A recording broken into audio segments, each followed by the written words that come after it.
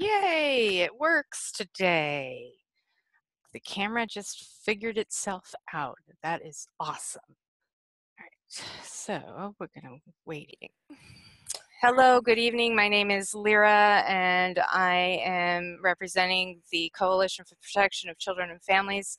Welcome to our Parent Advocate Network. We have this meeting every Saturday evening at 7 p.m. Pacific, and we talk about issues around family court, child protective services, community support, trying to help parents maintain their rights as well as bring their families back together and reunify.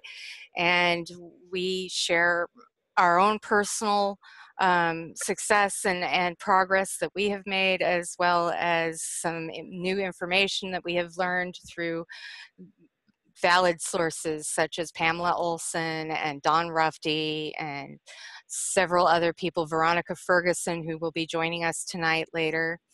And so we are here, we're doing this as volunteer service to everybody because we believe that the best place for any child to be is in their parents' home with their natural biological parents, unless there is some reason that is so very obvious and has been proven that that person should not be in the child's life.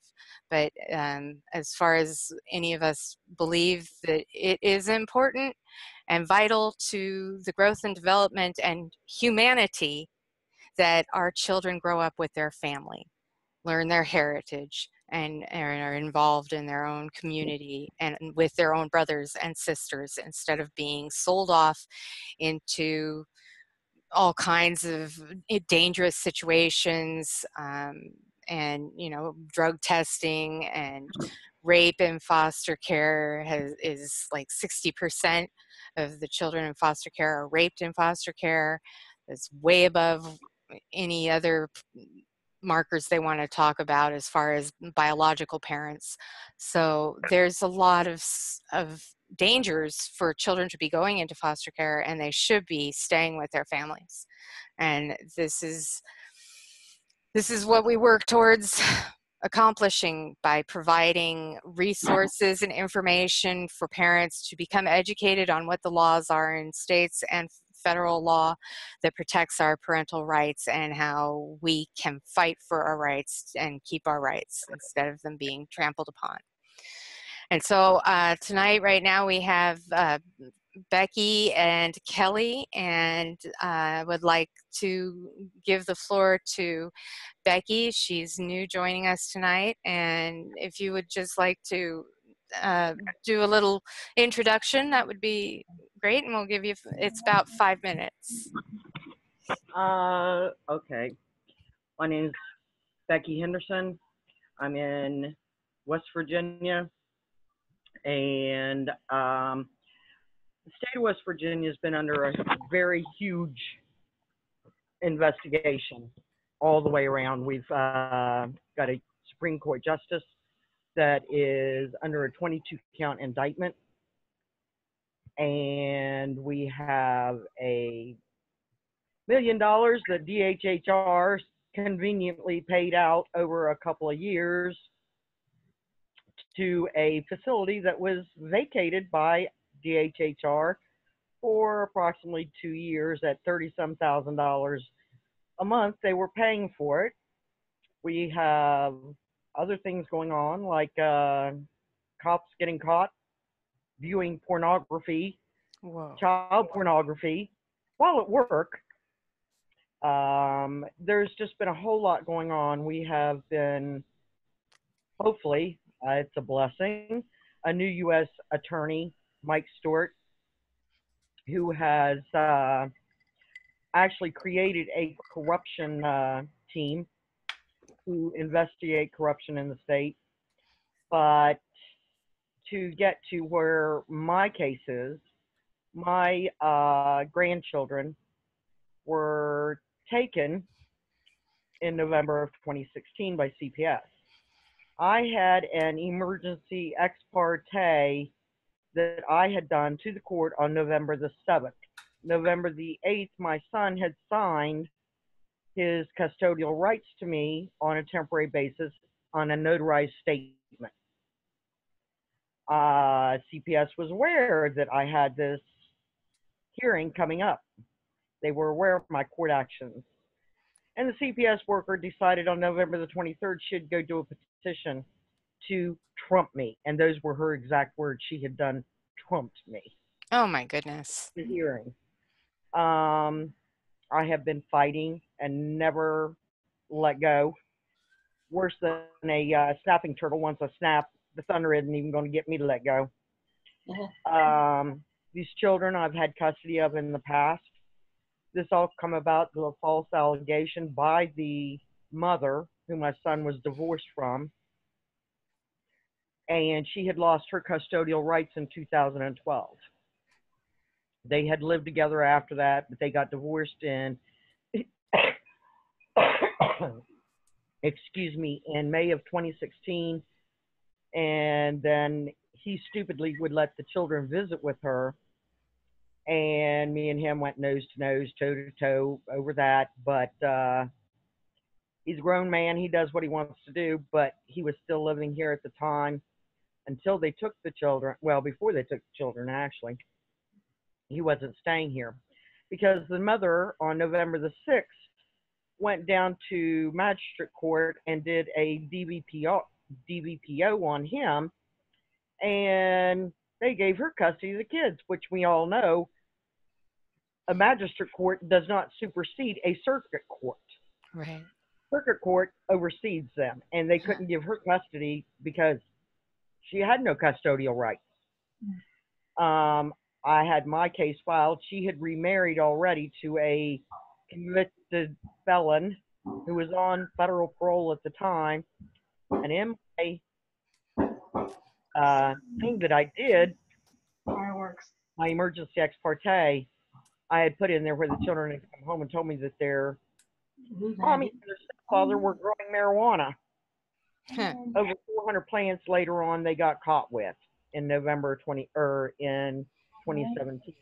I had reported in February of 2017 the perjury of the CPS worker, and amazingly, it took the West Virginia State Police over a year to investigate, and finally I got a hold of a supervisor who pushed for it to be closed, and as it turned out, the prosecutor would not turn over transcripts from the court proceedings that would have proven Sherry Chrisman had lied, but they already had the court documents, which they ended up determining that it was false swearing, which is a misdemeanor in the state of West Virginia and only holds 1 year that they can be prosecuted on. Wow. As it turns out, the prosecutor decided he did not want to prosecute. It was just a misdemeanor, and besides, the statute of limitations had run out. Well, now I have a letter from the supervisor of the West Virginia State Police stating that I was telling the truth, that it was in fact that she had lied, but it wasn't perjury, it was false swearing. And he has told me that he will testify in my behalf. So fast forward, they have done a TPR for my son and the mother, which it is my understanding that I can file for a dismissal under new evidence of false swearing, thus fraud upon the court due to the CPS worker. Now, mind you, with all this, I am and should be able to subpoena in the prosecutor himself in the fact of what the statement that he made to the state trooper, and the state trooper is willing to come in and testify to everything as well, the supervisor. Right. So this is what you're going to be doing is you're going to be filing a petition to vacate order. And Brian Van Aken actually has shared a template that, well, is his motion to vacate order, and I have it somewhere here, so I will look into that. It sounds like you have been run through the ringer here, and you keep on going, and that is just what it takes. That is exactly what it takes. So, Well, they refused to give them to my daughter even. My daughter is an approved foster home. She is approved, and they were refusing to give them to her. The only reason they won't let me have them, they say, is because 22 years ago, I pled no contest to a simple misdemeanor battery. Mind you, I've had custody of those kids since then. They've lived with me, like I said, almost their entire lives. Two of them I had full custody of, and I had them till they were 2 years old. And so now I'm arguing around with CPS because by federal law, they're not supposed to hold that. In the state of West Virginia, it's supposed to be like 10 years for a misdemeanor battery, and for drug offense, it's supposed to be 5 years. But they're still trying to hold that against me, and I have fought with them. So now I had this huge meeting on July the 5th in regards to the wrongdoing of the CPS worker, because they've already did one false investigation, and that's on live Facebook live video. It was video. They admitted that they did an investigation, and they said no wrongdoing was found. So now I've got proof that they did a false investigation, because a state trooper is saying, yeah, it's false swearing. So how could you say she wasn't lying when a state trooper is saying, yes, she did, right. So the template that you're talking of, I am extremely interested in viewing, because I have no idea how to write these motions. I'm a service-connected disabled vet. I've got a lot of background. I've got a lot of history, education. But when it comes to writing down a motion, I'm like dumber than a box of rocks. How to do it appropriately. Legal, and the legal language of things is so very important anymore, to actually get it looked at without them looking at it once and closing it and saying next. Mm-hmm. Do you have a lawyer? No, I've done everything on my own. Okay. I was just wondering. That's all. Just trying to figure out. I know. I don't know everything. I have worked for my uncle, who was a lawyer too. So, and plus I'm trying to get my son from DFS too, but I researched different things too about the law and all that. So. I am sorry, I can't find that motion yet, but I will find it and share it. I share it on the Parent Advocate Network, and the Coalition for Protection of Children and Families Facebook group. I also shared it on. So it was a few weeks ago, and then we also did a video where I shared that information. So it just is in one of my many files. Sorry, I will get it to you though. No, I understand. My whole thing is, there was so much corruption within it, and our U.S. attorney has stated if we can bring him a violation of a federal law, he will go after them. Yes. And then that's what I was trying to share a little bit earlier. When you were saying about West Virginia, that I found something that I wanted to share, and let me see if I can get it back. And then I wanted to welcome Veronica, who got a lot of information she would like to share tonight as well. Hold on, Veronica, you're on mute. You want to unmute, or shall I? You can unmute me. What the hell just happened? I just got knocked out. No, you didn't. You're right Okay. here. Okay. Okay. I'm just sharing this screen here because we're talking about Becky Henderson here is a grandmother in West Virginia, and I got this from Don Rufty. So this is what he is writing here in West Virginia. And this is what he wanted to share tonight, and so I'm sharing this with everyone. This is another one of our parent advocates, and he's in the Parent Advocate Network. Veronica here is another parent advocate, and we're connecting parent advocates with parents all across the country, whether they're in the same state or in different states. We have Kelly and Marge here tonight as well. I'm sure Dale and Scott will be joining us. Well, I'm hoping that they will be able to. And welcome, everyone. So welcome, Veronica. Thank you, Lyra. It's Lyra. Lyra, dang it. And I'm so happy that I was able to help Patricia from New Jersey in California, because I just told that social worker the laws she broke, and I knew she knew I was on that phone and wasn't picking up my call. So I told her I was calling her supervisor. And then I told her she stepped foot on Patricia's property, hazardous health was going to arrest her. I didn't have to do a couple of those things. Right. But she called Patricia back apologizing. And you know what? That made me feel damn good to know that I could call from New Jersey.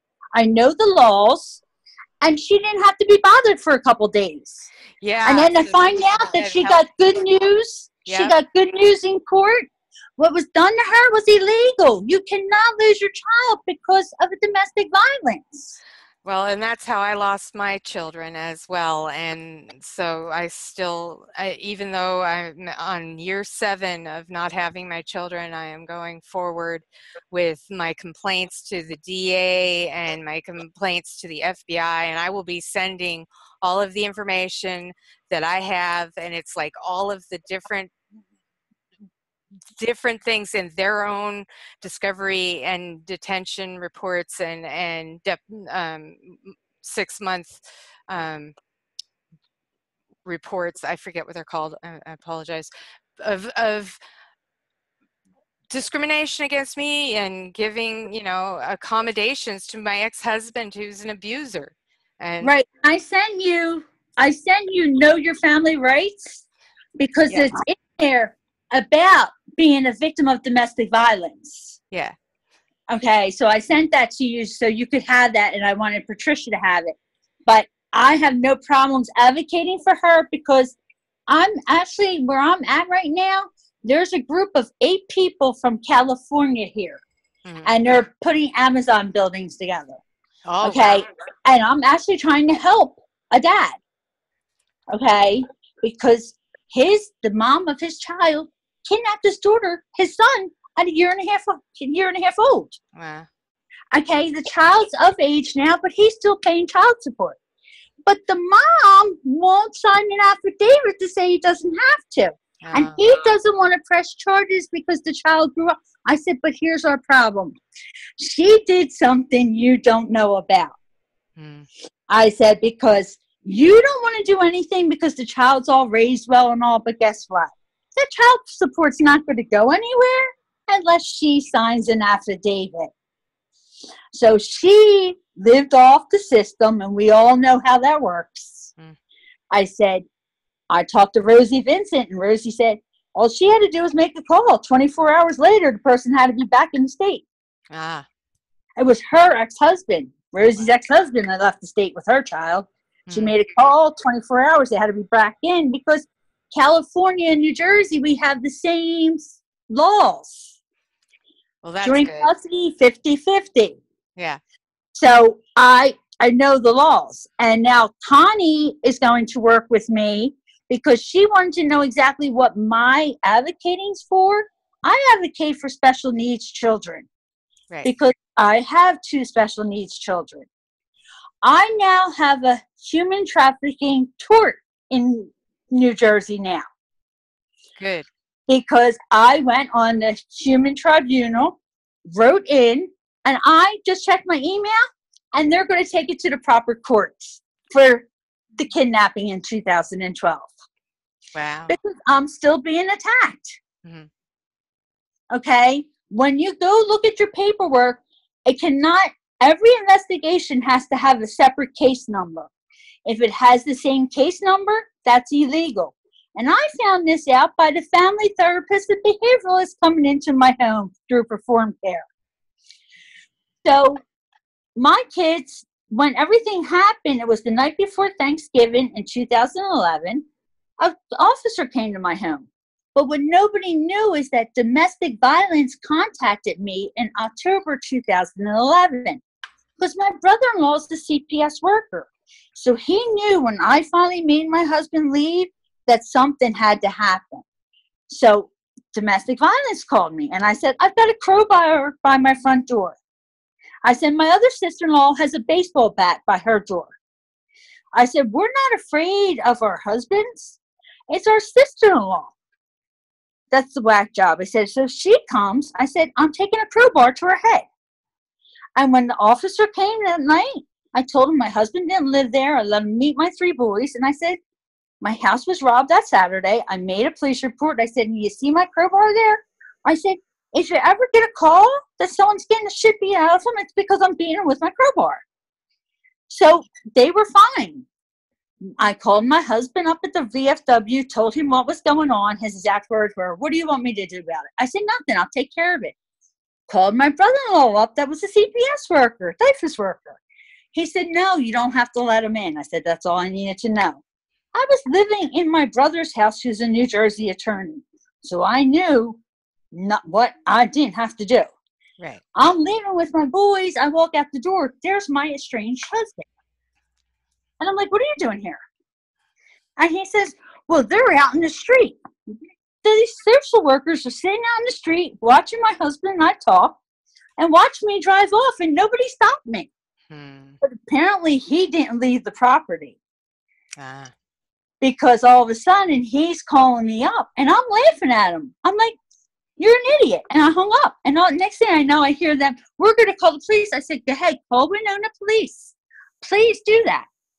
Finally, the kids are dead asleep. I go back and they're like, why did you leave? I said, because I called Arias Garcia. They said, we know him. I said, I know. You work in his office. He told me not to let you in, and he doesn't live here. He had no business letting you in. Right. That case was unfounded because my husband knew who made the call. I knew who made the call. The person that made the call didn't know we were separated. It was my husband drank 12 beers a day. I was so wasted, my eyes would roll behind my head. Really? You just let me drive away? But here everything was falsified. I found out from Pamela Olson, my boy's kidnapping is connected to a trafficking ring in Florida. It's terrible. It is. And she said that she's glad I haven't stopped fighting. But my brother told me in 2012, before he closed his law practice, it was going to take me years to clear my name. And I still had my kids at the time. Wow. So he knew that he couldn't help me, but he was pissed because I paid $2,500 to a special needs attorney. And he said, you call him right now and I want to know why he's not helping me. And he said, the school must have saw something. I said, yeah, they did. I got a kid that was born disabled with the state ID number. I've got all this paperwork. And if he would have came to the one meeting I asked him to, everything would have been handled. Yeah. Because the principal was caught, I told you, straddled on top of my son, threatened to kick him out. And all I had to say, do you remember chasing my kid?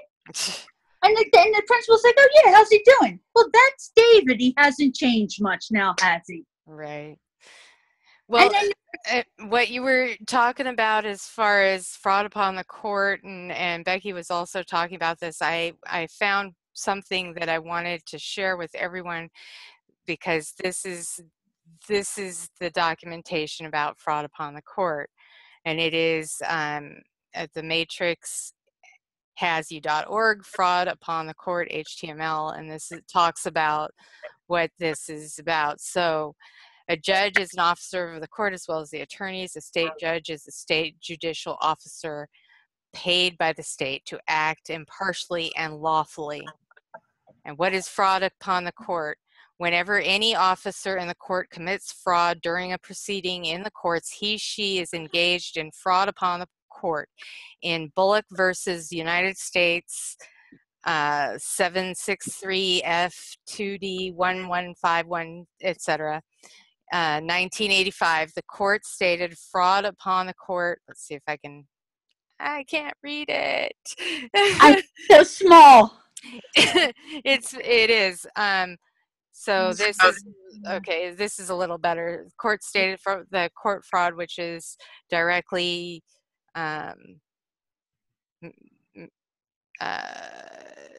well, anyway, I can't read it all because of the size of print it is. But I'm gonna share this link on the video. See, when I do these meetings, I put links here, and other people put links in the messenger chat portion of our meetings, and then I publish those links with the video so that parents who are watching the video can go follow the links. And it's under 60B in federal court. That's where you file 60B. 60B. B as in boy. Got it. And I actually have the law, Cornell, everything how to do it. Okay, good. So I can put that on your timeline so you know exactly how to do it. Yes, please. And I want to be able to link it to the video, because this is about not only talking about how to do this, but actually saying, all right, here's the link for this specific document. Right. Here's how to understand it, and this is how you proceed. And you know, I only have my iPhone, so I can't do link and everything. So I can link everything to you people, but I can't do anything more than that because of my current situation. Right. So you'll send me the links, and then I will put them on the video, on the message after, or the video, so that people can go through it.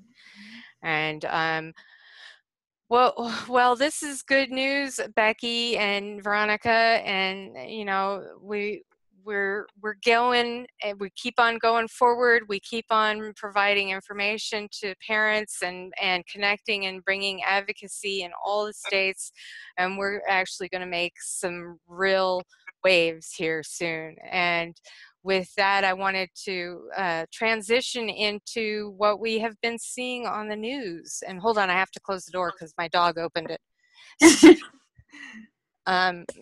He wanted to come in, and then he wanted to, anyway. So the thing that I've been talking about earlier is about how the executive order that Donald Trump has signed is specifically for these illegal immigrant families to keep them together. I made a post about that. Right? Let's hear what you have to say, Veronica. Okay. I made a post on top of the ACLU. I said, I'm sorry, but our American families aren't important enough to any of these agencies. It's time us parents make our voices heard. And here is a petition for that. Yes. I posted it publicly, and I posted it on my Capra page. I am right now personally trying to get enough parents to drive up to Pittsburgh, Pennsylvania, because my 3 boys, Daniel, David, and Matthew, are willing to testify to the FBI on how they were kidnapped from their school, how they were abused, and everything else of what happened to them. Because that's where Rosie told me everything's got to go. Yes. And I said, it's time for us to rent buses and get up there, because that's the best way for us to do it. And like I was saying a little bit ago, I'm putting my paperwork together so that I have it and putting it right in front of the FBI. Yeah. But I'm in Jersey. Right. We can drive. Okay? And it's better. I've got 70 cases. Let's go to the FBI and just sit there and let's get it done. Yeah. Because you know what? I got asked who my advocate was by Pamela Olson, and she told me to call Brian Kintner. I said, Brian Kintner's referring everyone to me, Pamela. Right. I don't have an advocate. Although Jody Mueller said that she would advocate for me because she remembers me from ACLU and all, and she knows the hell my kids have gone through. I prefer to drive up to the FBI in Pittsburgh, Pennsylvania, with the 55 families that need to be done and do it, because I had a special needs parents walk in front of my face. They're 25 years old. They had their kids kidnapped from them. Not because they did anything wrong, because one was taught in Pennsylvania, one was taught in the town over from where my kids were kidnapped. Okay. I have a brother that was 50, that would have been 51. His teacher called him a retard. Okay. So I've been dealing with this for a long time. Yeah. My uncle went with me to a meeting for an FBA behavioral planning meeting for my son David. Well, guess what? The whole meeting's missing. And when I told the head of child study, well, I'll look for it. I never bothered to tell her that he was a retired special education teacher who had to retire early because he couldn't teach the way he wanted to anymore in the state of New Jersey. Right now, there's a huge war getting ready to go down in New Jersey. There's one teacher, special education, doesn't want to pay the union dues, doesn't believe in the way that things are work. Another one's in Washington Township, the township that seems to be after my ass to put me behind bars. They got involved with Gloucester Township. And I got told by SPAN, Special Parents Advocacy Network, that this Gloucester Township had all our autistic children listed as going to Union Valley School. That's a regular school. I have the Board of Education paperwork showing every special needs school district that they're in. I know the doctors they use. I know they tried to get me to force to put my son on medication since he was 5 years old, and I've refused. And then I got told that my son was going to end up bipolar like me. I got bipolar because I had traumatic events. I've been diagnosed PTSD because of traumatic events. Now my psychiatrist just gave me another letter that I've got another psychological problem due to what the courts are doing to me and causing me financial stress, legal abuse. Yeah. And they're trying to happen everywhere. Legal abuse. And they're trying to get me in the courthouse. And the last month, the public defender hung up on me. She had the audacity to call me back. And I said, aren't you the same public defender? I told you exactly how to handle everything last month. And you told me not to tell you how to do your job. You're the attorney. You're the lawyer. And I told you the last attorney that I was given by the public defender's office told me those exact words when I said a warrant was needed to remove my children and nobody cared about my HIPAA law. And here I was set up to be found unfit. You hung up on me. Wow. And I said, you lied. I said I had all these warrants out for me. Now you're going to tell me I'm indicted? I went to my indictment November 30th. There was no indictment. This is prosecutor's retaliation. And that's for fraud me upon the court again. Fraud upon the court. Yeah. I sat in court. I sat in jail 3 days. When they finally came and got me from Camden County, first it was interesting. The one guard said, I know you. I said, yeah, you know me from picking up my brother Chuck and taking him to Lakeland. My brother was paranoid schizophrenic. Lived on the streets for a year off his meds. You cannot be stuck in a hospital in the state of New Jersey.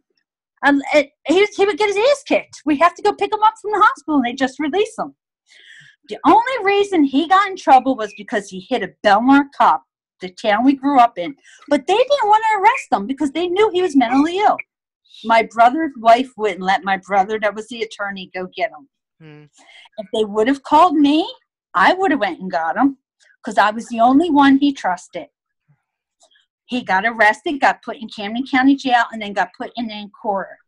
Then got submitted to a group housing and was court-ordered by a judge he had to stay on his medication. So I know there's a lot of stuff going on Facebook, 12-hour standoffs and all, that were purposely set up. They aren't letting me put any links in Messenger other than 3. I only get to put 3 a day in Messenger, and then that's it. Then I'm booted off. You've seen how many times I've been in Facebook jail? Yeah, that's another issue we got to deal with. All I'm doing is speaking the truth. I try not to. I went on a blog show. I got asked to go on a blog show. I brought up the Mondale Act because that was put in place in 1974. And he said he feared that this was going to be used in greed. Okay. And then I publicly said somebody else was a fraud, and I got put on pause. But now it's coming out major that someone's a major fraud. Okay, and Lyra, you and I know who Lyra. it is. It's Lyra. Lyra. But you and I know who I'm talking about. That this person's attacking Jay Moss. This person's attacking Brian Kittner. Okay, it's getting bad. Randy Scott Davis. Okay, I'm not gonna keep my mouth shut when these are damn good advocates. That I'm not keeping my mouth shut. I've had people try to come interfere with. I've been advocating with Philly Slim. I'm going out to Colorado August 5th to support him. He's from Philadelphia. I'm from Jersey. So he hasn't seen his kids in 12 years. I'm sorry. I'm tired of seeing dads and moms not seeing their kids who didn't do nothing wrong. And people want to come attack me. I got attacked on my timeline by a judge one time who told me I should be a father's rights activist. I told her to go fuck off. And guess what? Her and I are best of friends now because she heard my story. Right. I said, it's not about dads. It's not about moms. It's about our children. But if they're a damn good loving dad, they deserve to be in their kid's life. That's right. I said, if they're a damn good loving mom, I said, but guess what?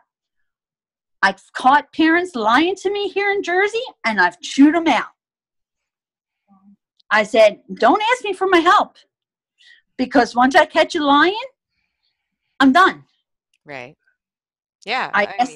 I asked the mom why she left the plate of spaghetti out for her kid. How old was her kid?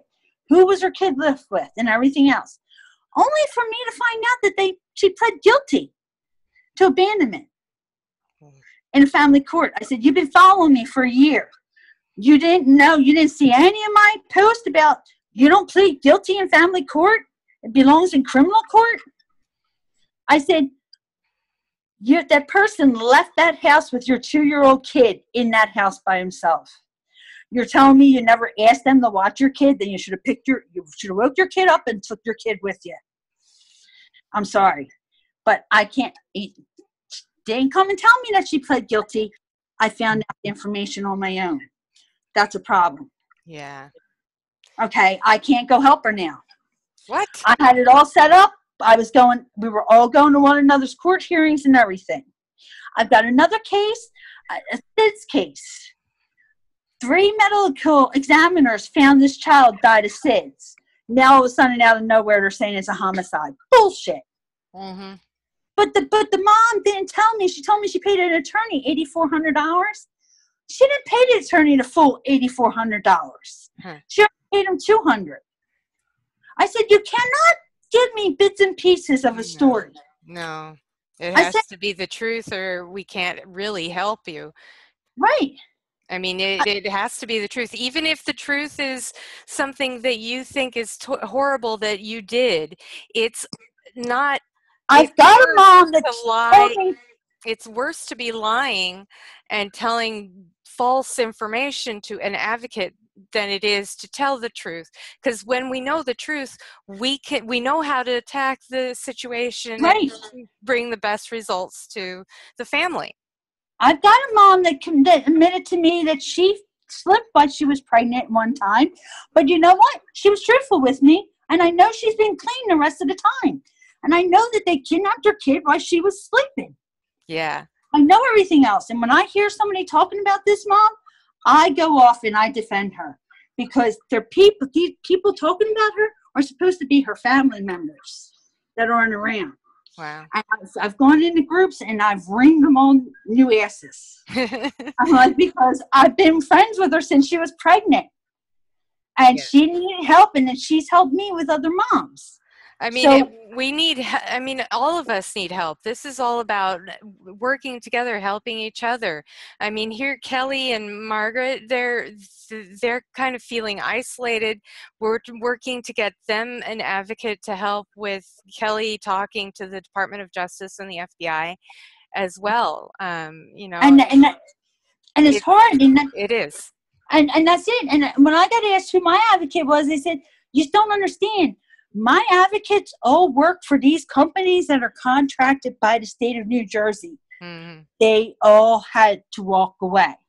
Mm-hmm. Okay? Right. They're not going to go take a chance of losing but they've stuck up for me. They've admitted that I was being abused by my parents when I went to see my kids. Mm-hmm. But they didn't, and they know my whole case is bogus. And they do know that I plan on subpoenaing them. That's right. And my kid's doctor, he told me he knows my boys were kidnapped. Mm-hmm. And I went to hire a lawyer. And he says, he can't say that. Yes, he can. Yes, he can. Because guess what? My kids went to Gloucester County Health Services. He's connected with them. Hmm. There's not a hole in my children's records. And, okay. And with Kelly here, her son was taken. The hospital colluded with CPS in having her son taken away. I know another parent who told me that she was retarded. I said, don't use that word retarded. She was born in Nebraska, and that's how they're labeled. What? On their birth certificate. Yes. Wow. And here, she went to have the child in a different county from where she originally had her other ones. The freaking doctor Googled her name. Okay. Found out she lost custody of her other kids. That's illegal. Mm-hmm. That's a HIPAA privacy. Mm-hmm.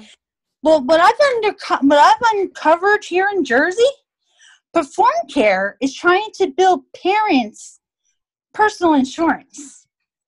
Okay, when Medicaid's not paying. Okay, I said they can't do that. I said there's only one place that your personal insurance is located, and that's within the schools. I said I've also uncovered the head of child study in the last school district where my boys still are. Her little fingers were in my son's Social Security information, as if she was his doctor. There's been a doctor I've not been able to freaking locate anywhere. When I got custody of my kids back, they sent me insurance, but sent it under somebody else's name, as if I didn't have custody of my kids back. Okay. That's more fraud. Again, more exactly. It's a huge Medicaid fraud here in Jersey because the Jersey school systems, and not where I was before in Winona, but Gloucester Township is using Medicaid for speech, occupational therapy, and all. You can't do that. You get money from the federal government. I just told Connie, I said, you know, in 2010, federal government gave $110,000 for every child diagnosed ADHD. For the year? For every public, yeah. Wow. I said, and I explained it to her, and she was like, wow. I said, because she wanted to know exactly my advocating, because I pulled Layla Fox out of the CPS group because I was screenshotting stuff that was going on behind the scenes, and I warned people that they were going after them and they were going to arrest them because there was a lawyer from Florida, and I didn't know did this thing connect. And I should have freaking clicked in my head because there was a lawyer from Florida in the CPS group. Okay. And that's when I didn't realize I'm going to Michigan October 13th to watch Layla Fox give her big speech. Mm-hmm. She said, do you know that's when you brought me into the family rights movement? I said, shit, I forgot. I'm one of the few people that lost their kids but got their kids back. Right. Okay? Because I know the law, and I could tell the judge chain of custody was broken in this bogus urine sample that had methadone, Suboxone, cocaine, Xanax. I said, you really think I have to do all that? Because I'd be dead. Yeah, right, exactly. And I had one too that was forged. It was a false positive that was like way above the limits that I've ever gone to with my medication, my prescribed medication, you know. Yeah, but they wouldn't use my new doctors. Every month I was getting tested. They wouldn't use those reports in the court. No. Well, you can't use that.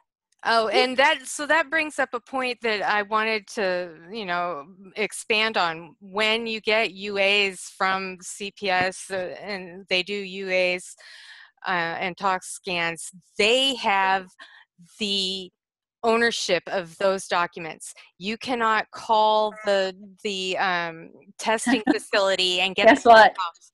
I did. I did too, and they said no, you can't get them. I got them. Oh wow! Because guess what?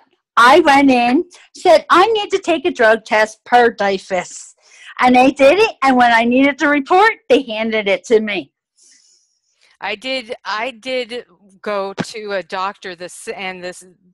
The numbers that the doctor's UA showed were like 1,500 points lower than what CPS said for the exact same day. And I was able to put that on record in court, but that did not stop the judge from saying, oh, she looks adoptable. Yeah. That's what they do. It's horrible. Well, that's it. My kids were, and they tried to, and what it was they tried to put my oldest and my youngest in foster care and my middle son in a group home because he's considered a behavioral problem. It wouldn't be a behavioral problem if you kept your hands off him. Right. Exactly. I said, and I won't medicate him. They tried to put him on Seroquel when he was 5. I said, I can't freaking take Seroquel. I said, I refuse to put him in. To this day, he's still not medicated. Now I hear Kelly and Marge over here. Did you guys have something you wanted to add to this? Go ahead. Well, we were just like listening, and we just like I don't know. We were just like listening, and it's like we're not. I was just gonna say that what are we gonna talk about other things like the ACLU or so that was one thing I did share while Veronica was talking, and this is a petition that was started about 3 days ago now. This is in response to what the ACLU is doing, standing up for immigrants along the border, in families that have been separated along the border, and how much energy they're putting into that. They should be putting more into defending American families' civil rights and liberties, because they're the American Civil Liberties Union. And then I wanted to add the ADA and the Department of Justice, because all of these agencies were set up to ensure that the laws in our court system and in our state government and federal government are equal for everybody in this country, and they should be defending parents who have been discriminated against and whose civil liberties and rights have been violated over and over again, and they just push it aside like it's nothing. But they're going to stand up for these illegal immigrant families and say how terrible it is for these families to be separated. And what we're doing here is we want them, these organizations, ACLU, Department of Justice, and the ADA, to start defending and standing up for American families' civil rights and liberties. And so this petition was written a few days ago with the help of Jerry Prince. He's in Ohio. He has a blog, Op Expose CPS Ohio, and he's also an anonymous Ohio representative. So that is what we want everybody to know about this petition, to sign it and share it.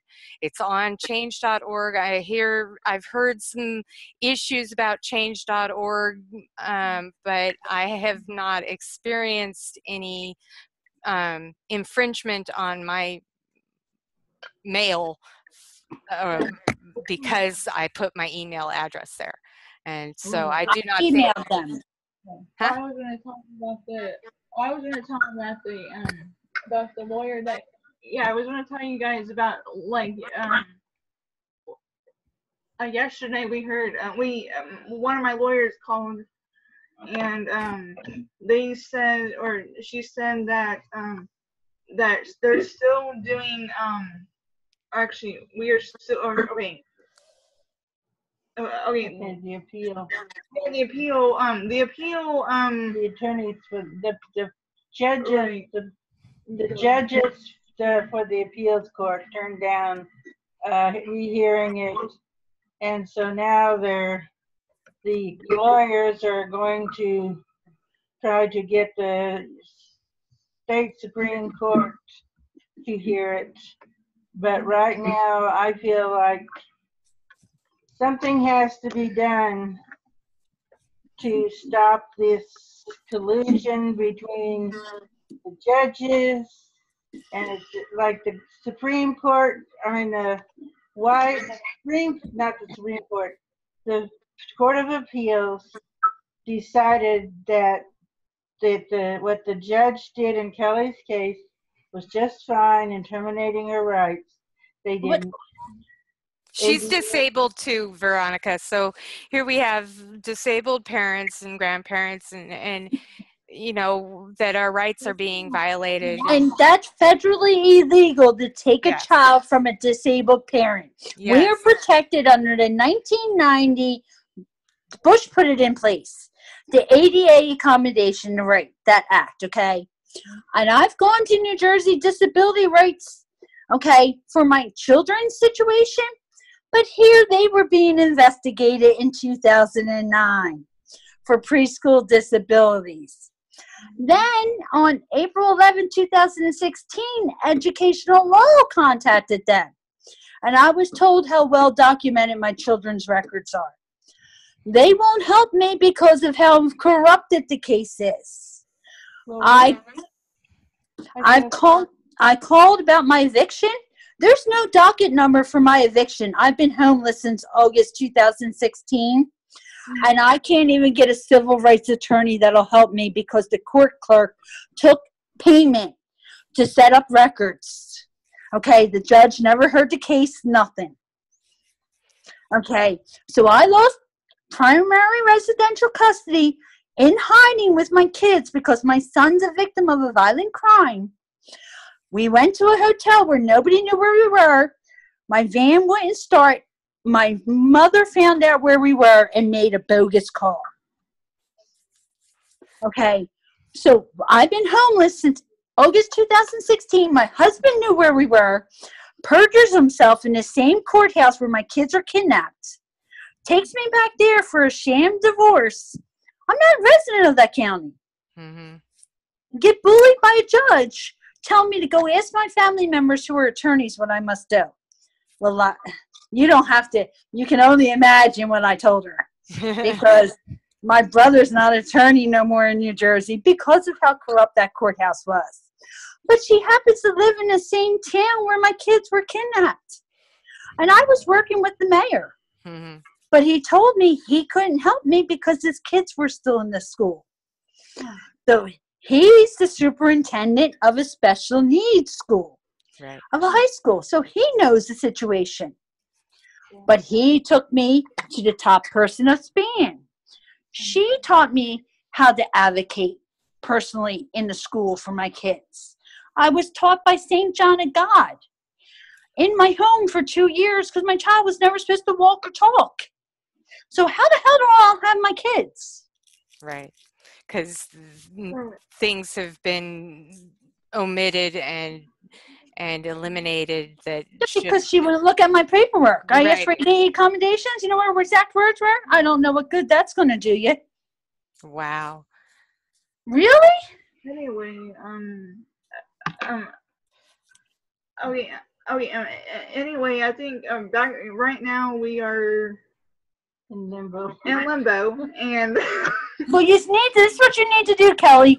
You need to get your paperwork together, and you need to send it to Pittsburgh, Pennsylvania, and mark it child trafficking. And this is what we are helping. See, part of our services here at the Parent Advocate Network is to help other parents who have disabilities and have a hard time putting this paperwork together, because it is not easy for parents with disabilities to do this stuff by themselves. And so Kelly and Marge have been copying and forwarding information from their file to us. And I know that Dale has been looking into it, and he's been working hard to get some advocacy over there. Where are they? Kelly, where are you? What's Jackson County, Missouri, which is Jackson County. main place is Kansas City. Yeah, at least Kansas City? Kansas. Yeah. Jennifer Wynn. What? Jennifer Wynn. I don't. Jackson.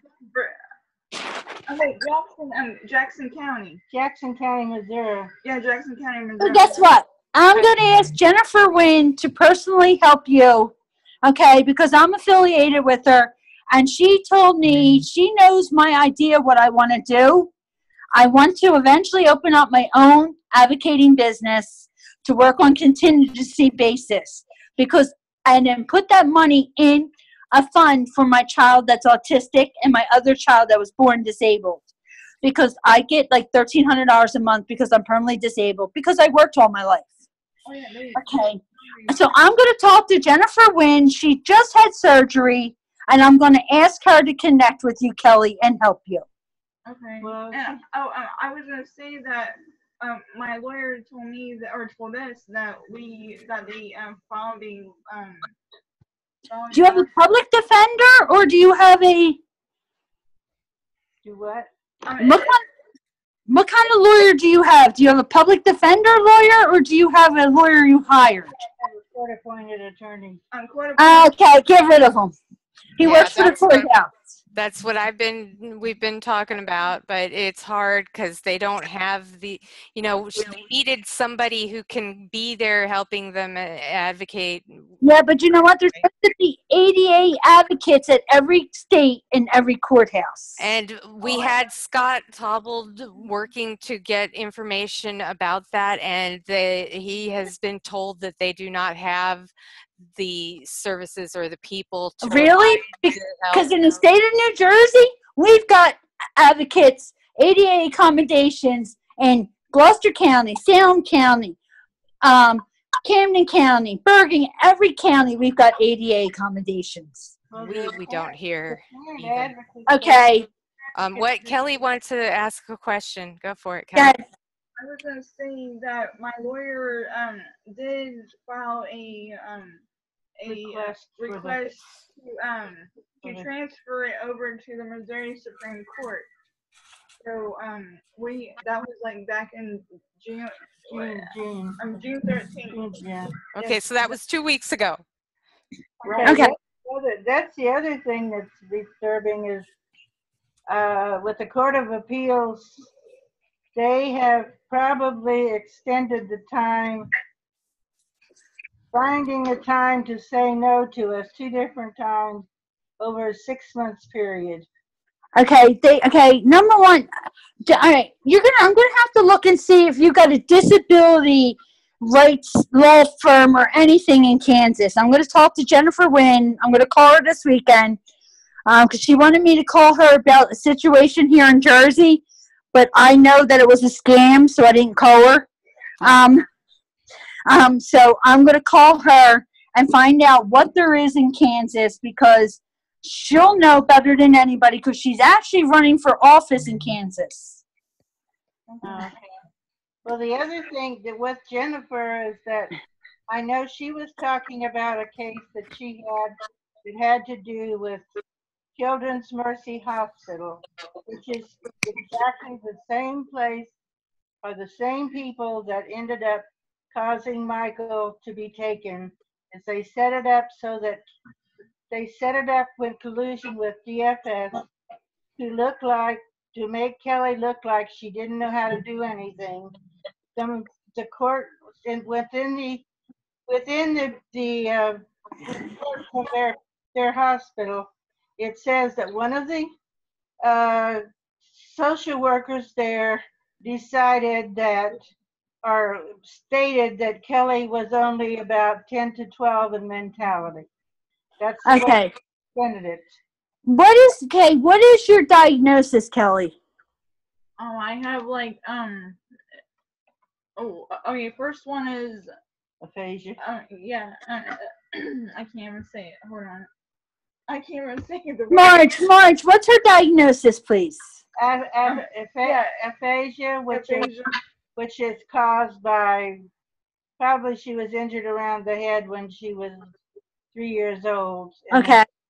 Then she has a vision problem, which is not normal. It's a problem where, again, the mother hit her between the eyes, and one of her right eye muscle is damaged, so that she cannot focus on the same point. She With cannot both eyes. and she may see things out of order, like she may see some letters up and down. Sometimes double vision. And then she also could possibly see that have problems following line of print. And if she reads more than 5 minutes, she gets a headache because of her eyes. The main thing that's supposed to be the treatment for it is vision therapy, but vision therapy is not covered by insurance, and it's expensive. Wait, you're not on? Are you on disability? No. You're not on SSI or anything? No, I'm not. Yeah, guess what? You're supposed to be on all that. Yes, you are. I thought you were. We need to get her a lawyer to get her on all that. Yes, I had a lawyer for my SSI, and they took 25%, but you know it's not actually that much. No, my lawyer only took. My brother didn't even take the money when he did my first case, and Social Security still hasn't given me that money. They put $4,000 aside the first time, and they didn't want to give me all the money. You need to give me all that money because you didn't pay the lawyer. Right. And the second time, I got $70,000 back pay, and the lawyer only got paid $6,000.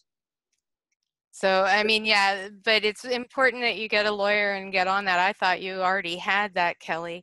No, I have only health insurance, but it's not Medicaid. But no, you need income. It's not health insurance. It's actual income. This is a part of you being able to prove that you can take care of your son too. Remember, we were talking about that yesterday because you were not understanding what I was trying to explain as far as you going out and finding some like volunteer activity that you can do involved with young children, helping at a daycare or some facility like that to show your ability to care for children, and then you'll get the references from that. But even more importantly here is you need to have an income coming in every month, because that's going to show that you definitely are able to take it's a consistent income. It's a stable income. That's better than most people have right now. I get $1,338 a month because I worked my butt off.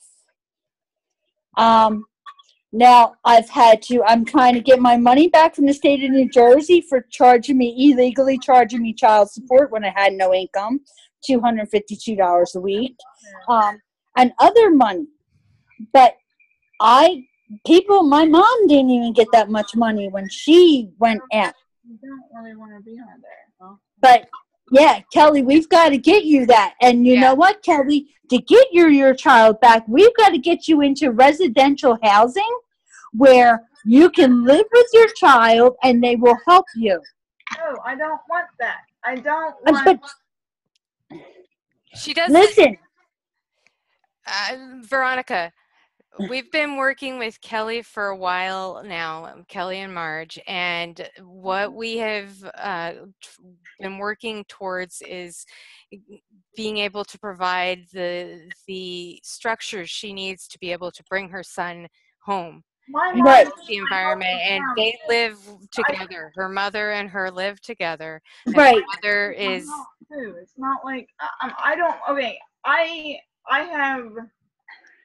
She doesn't have the problems operating on a daily basis. She's able to function. Okay. She wouldn't need that. Hold on. No, it's okay. My mom is not disabled, but she's getting older. But and that's what I want to make sure you're taking care of. She's been sickly lately, but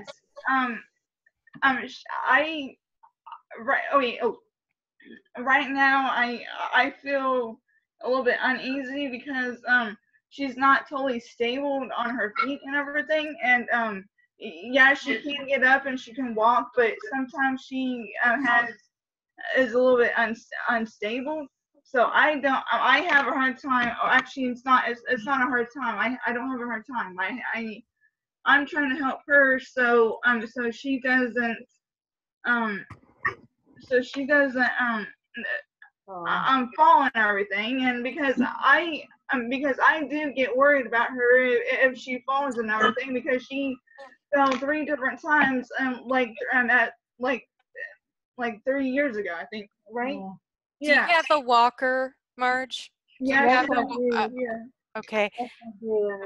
I use it when I go out around the house. I don't always need it. Plus, our house is not that big, so sometimes places it's kind of hard to get to. But basically, I don't know. I've had trouble with some physical problems that I went to the doctor for, and it still hasn't cleared up. So I'm just.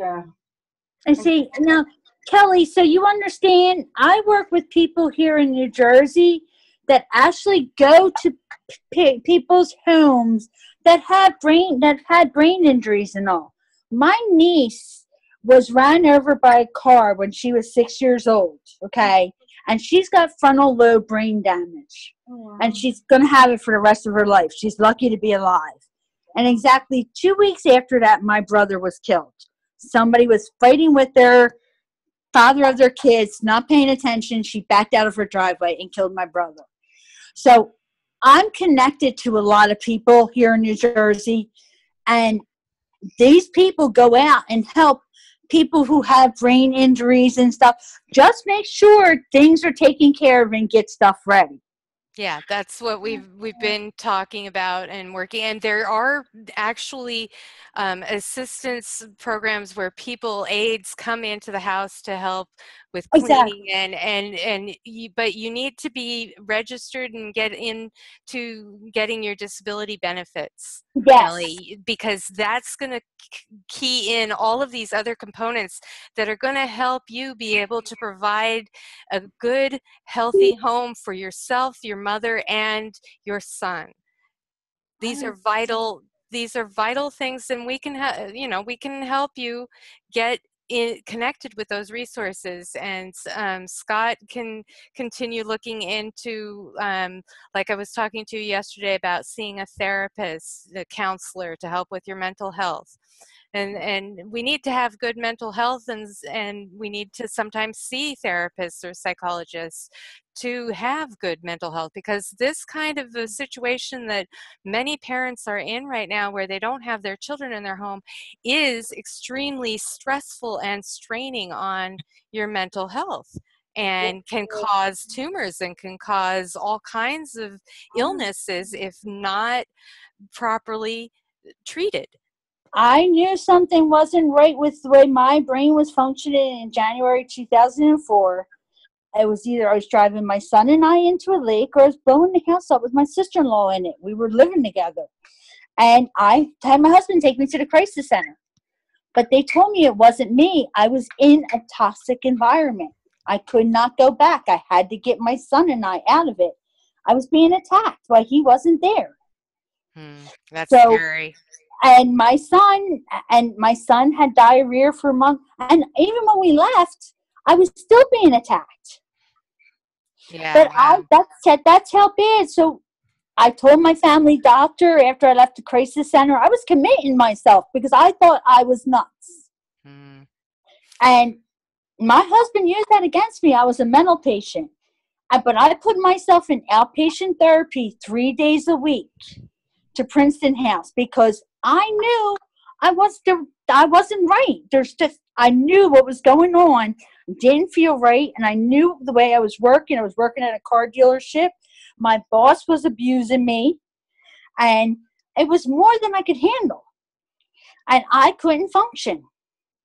And so you sought help, and it's important for us to be able to, it's not easy, but it's important, and it will make you stronger when you take care of your own mental health. Well, I think part of it is. Go ahead. I think part of it, Kelly's view is that okay, she went to get mental health, and she went to mental health court, which really helped her. But the therapists, two of them at least, were contacted by Elisa, the caseworker, and she blew it all by getting into Kelly's private business, and the two therapists ended up telling things that Kelly only wanted to share with them, so that she's lost trust in people because she doesn't know who they're end up going to pass the information on. She feels. Okay, well, I know that Scott would be willing to meet with you one-on-one, Kelly, if you want to set up something like that. That would be good. He is willing to do that online with any parent who is needing some independent and psychological assistance. That's a violation of her HIPAA law. It is. It is. I've got where they've got to go because guess what? That's what they do. Okay, and I told this attorney my HIPAA law was violated, and she said nobody cared. Oh, yeah, they do, because the drug test that they got, they sent my doctor a letter, and they couldn't do that. Uh-oh. Okay, so I could technically go after my doctor, too, but I didn't. But they had no business getting that. And the same with you, Kelly. That's what we're saying here. So I understand why she doesn't trust nobody. Yeah. But my doctor refused to give them anything that I've been seeing since 2004. When I left Princeton House, I went to this doctor, and my doctor I've been seeing since 2004. When the school sent an officer to my house in 2015, I happened to be at the doctor's the day before, seeing his partner. That I did group therapy every other week there. And the cop told me it didn't matter if I had a doctor. You want to make a bet? He was going to break down my door if I didn't open it up when Dyfus got there. My two boys were standing in the hallway. They said, what do we do? Get your shoes, get your socks, get your coats. We're out of here. Because the school district went inside my kids' files and got the court documents. That's a violation of FERPA. That lots of illegal. As far as the mental health situation is, the caseworker Elisa had it in her mind, and this is common for people for DFS. It goes back in history of considering mental health considering disabilities as you're incapable of doing anything. And she kept referring to this over and over, and she'd say, well, Kelly, you're going to have a therapist with her. You're going to have help to raise Michael. You can't do this. You don't understand. You wouldn't even be able to take care of his medicine. You know what? Fed over and over and over till it, and then the judge, the very first thing that he said as a reason for deciding to terminate her rights is, oh well, she has mental health problems that that is untreatable, or it's going to incurable. No definite resolution of, right? What? No definite resolution. There's no definitive resolution. No cure for it. Oh, freaking mentally ill. Long term, and she wouldn't be able to take care of Michael right now. And he quoted the neuropsychologist and the psychologist, but both of them, and particularly the psychologist I know, had recommended that she be reunified with Michael, that she may have to have some support, but that she felt that she could do it. The other thing is that she over and over and over, it's kind of like you had to prove. Kelly would state that she could do this, she could do that. She would bring things to court to show what she did. But he didn't accept any of our testimony. He kept saying, well, there's no evidence that this happened, or there's no evidence to support her being able to do these things.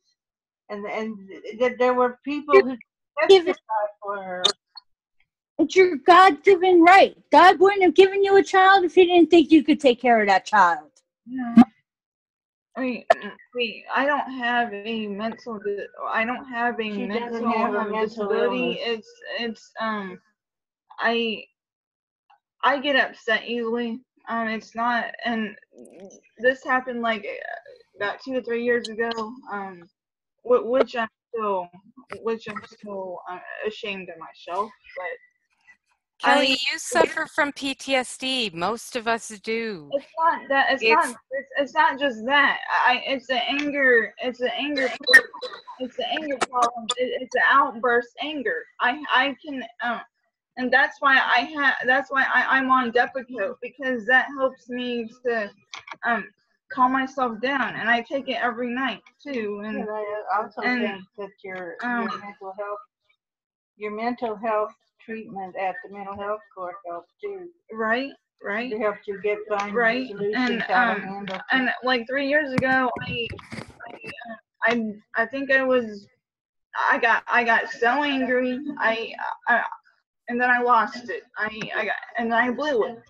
And what happened was my mom and I had a fight, and I didn't mean to do this, but I hit her where is it? 2 different times, but I didn't mean to, but I think I blacked out.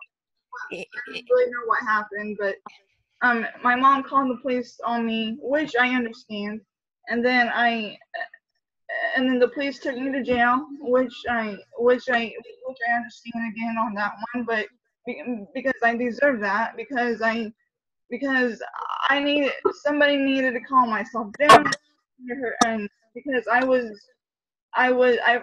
she felt like I was a danger to her, and right now I'm not, because I'm taking some medicine. Plus I went to anger management classes and mental health court too, and so that changed my world and changed my life around. But another thing that changed my life was while I was in jail. I was in jail for 4 weeks, and while I was in jail, I was thinking a lot and praying to God and telling him that, like, please help me, God, because I really need help. I'm so sorry for what I did. And plus I said that I was sorry to my mom, and then 2 preachers came to see the people that were in jail, and one of them said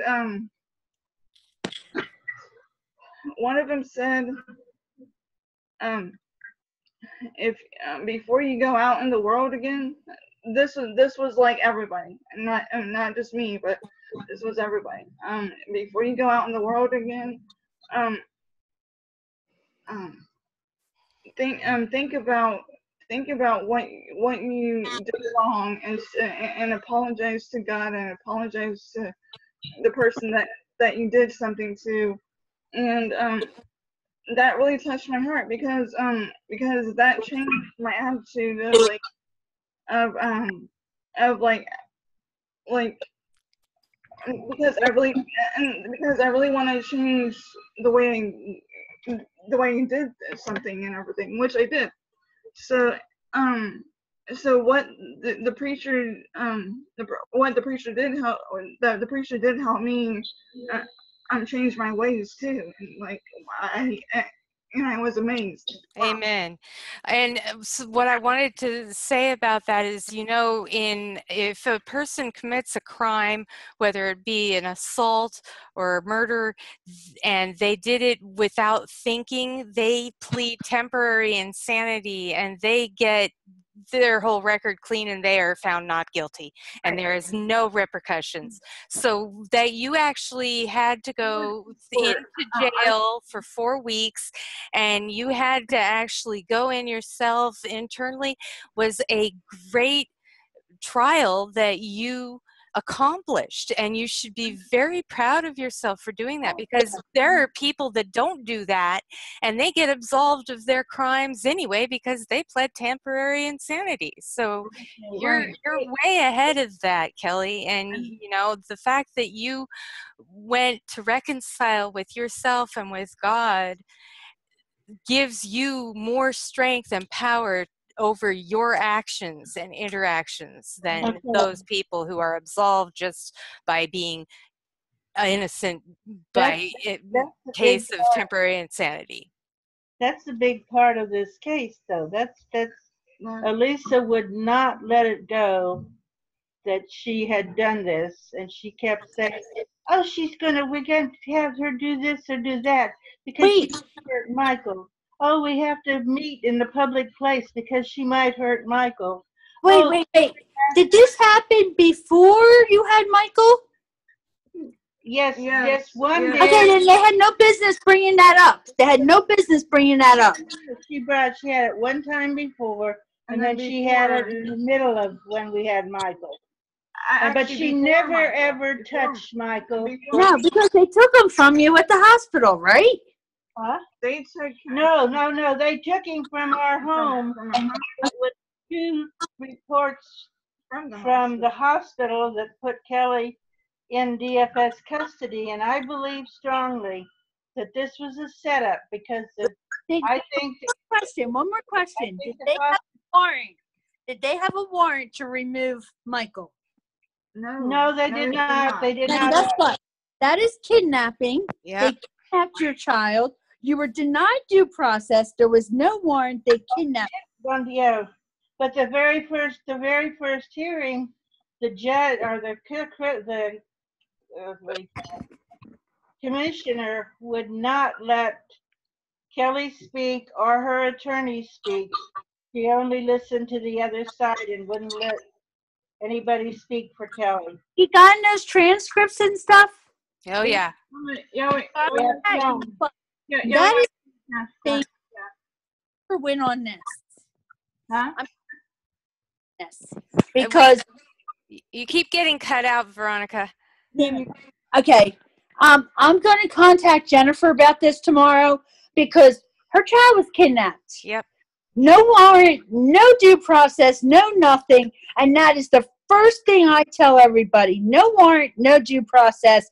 You file the paperwork, dismiss all charges for lack of jurisdiction, unconstitutional violations. Okay, the other thing is our Children's Mercy Hospital indicated or decided she was not capable of taking care of Michael because she didn't know enough. They have no jurisdiction. They don't know Kelly. They have no right, and they can't bring up her criminal past. But the thing of it is, they made her stay 3 days or a couple days extra, and Michael could have gone home.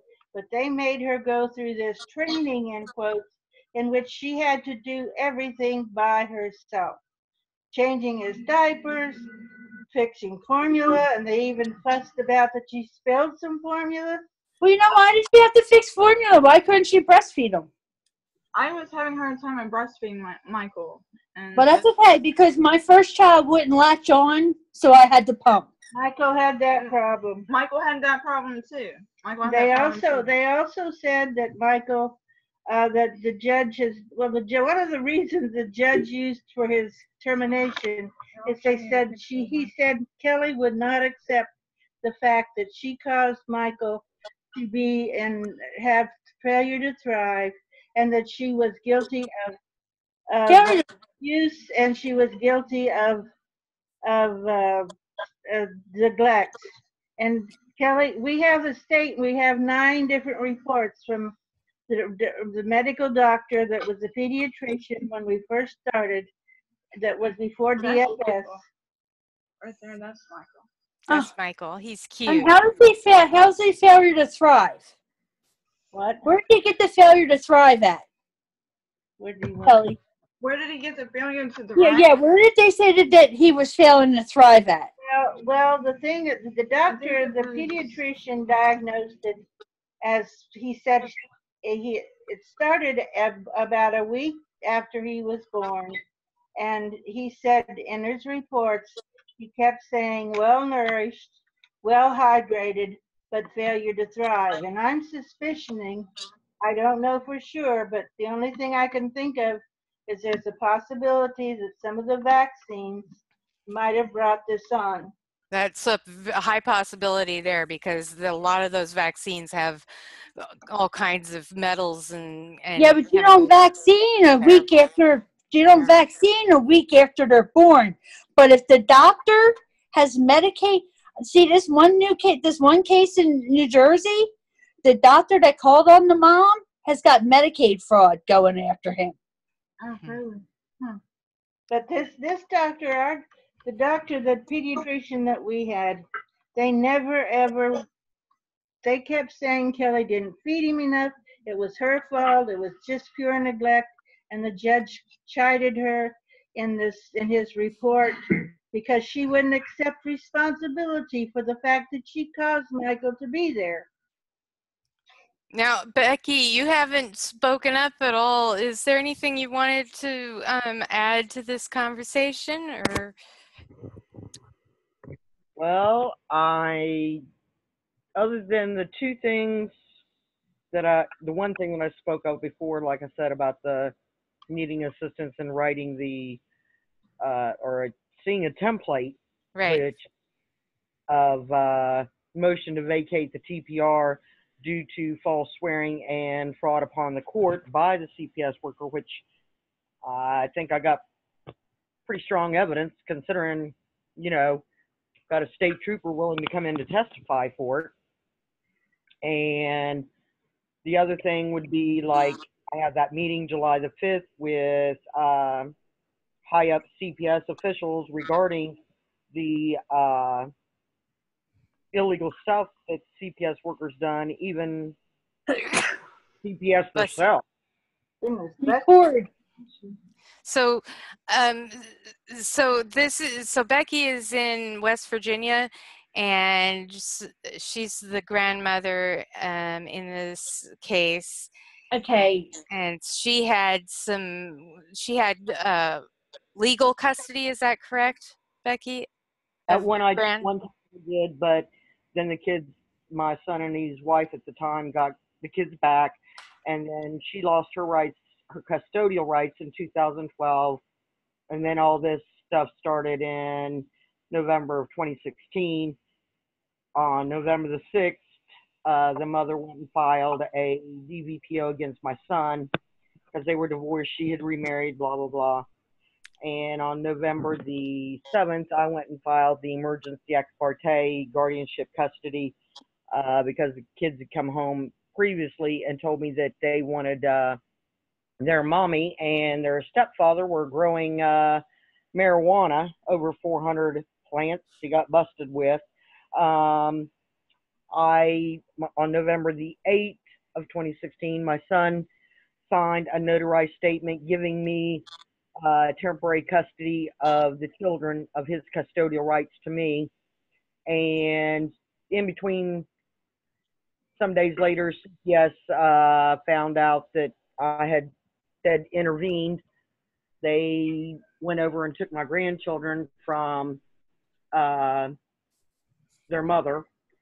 And but the thing of it is, they'd been there 3 days before and left them. So, you know, in their own case notes, they said they seemed happy, healthy, and, you know, clean, blah, blah, blah. And then you're going to go and take them 3 days later. Well, you done lost your imminent danger right there. Yeah.